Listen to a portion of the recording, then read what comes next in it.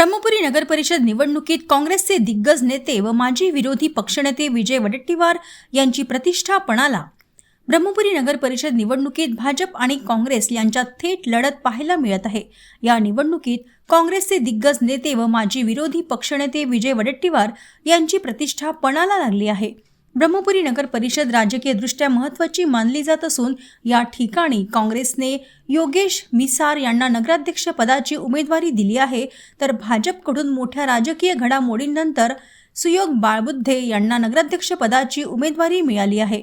काँग्रेसने ही निवडणूक सहज जिंकण्याचा दावा केलाय, तर काँग्रेसच्या कार्यकाळात ब्रह्मपुरीचा विकास झाला नसल्याचं म्हणत भाजपने विकासाचं आश्वासन दिलं आहे।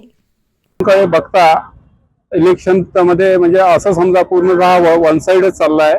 जवळपास म्हणजे भाऊंच्या नेतृत्वाखाली जे इलेक्शन हो पाहत आहे ते मी स्वतः जवळपास 8 ते 10 हजार मतांनी निवडून येईल आणि माझे 23ही सहकारी भरघोस मतांनी निवडून येतील असा मला विश्वास आहे।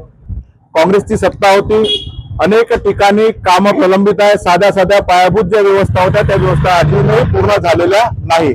आज आमची सत्ता ही देशातही आहे, महाराष्ट्रातही आहे। जर ही ब्रह्मपुरी नगर परिषदेमध्ये आली तर अनेक कामाला विकास मिळेल। आम्ही आमचा मॅनिफेस्टो आदरणीय सुधीरभाऊ मुनगंटीवार हे ज्यावेळी ब्रह्मपुरीला आले त्या दिवशी आम्ही प्रकाशित केला। त्या ठिकाणी अनेक गोष्टी आम्ही नमूद केल्या आहेत।